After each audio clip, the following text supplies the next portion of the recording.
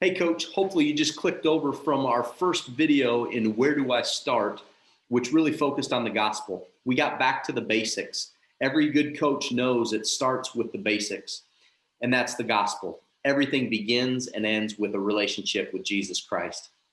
But in this video, what we'd like to look at is you can't give what you don't have. And so everything needs to be received from Jesus first, and then you can begin to give that out to other people. Now, Jesus's first commands to the early disciples was to one another.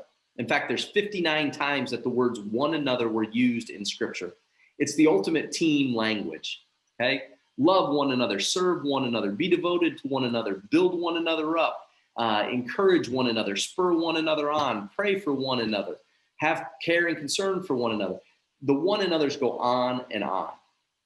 As I'm thinking about this, Coach, what would it look like to have a team that is full of coaches and athletes that truly are submitting to one another, serving one another, caring for one another, living out these one another commands?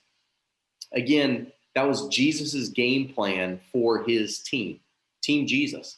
And so if you find yourself on Team Jesus here today, maybe you just clicked over because you gave your life to Jesus Christ through the 4 gospel presentation. Maybe you've been in a relationship with Jesus for a while. It's time to start living out the one another's.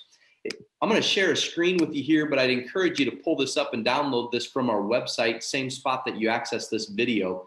These are the one another commands. Now, we haven't listed all 59 of them here because several of them are repeated more than once. That they're important enough that Jesus commanded it multiple times. But here's the expectations for all believers. If you're on Team Jesus, you're called to be at peace with one another, love one another, be devoted to one another, honor one another, live in harmony with one another. Do not judge one another. Coach, again, this is what we're talking about. Can you imagine a team that lived these things out? I want to be a part of that team. And so here's what we would challenge you to do, Coach. Begin praying over this list. Are there some things on this list that you find yourself doing pretty well? Identify those and keep doing them.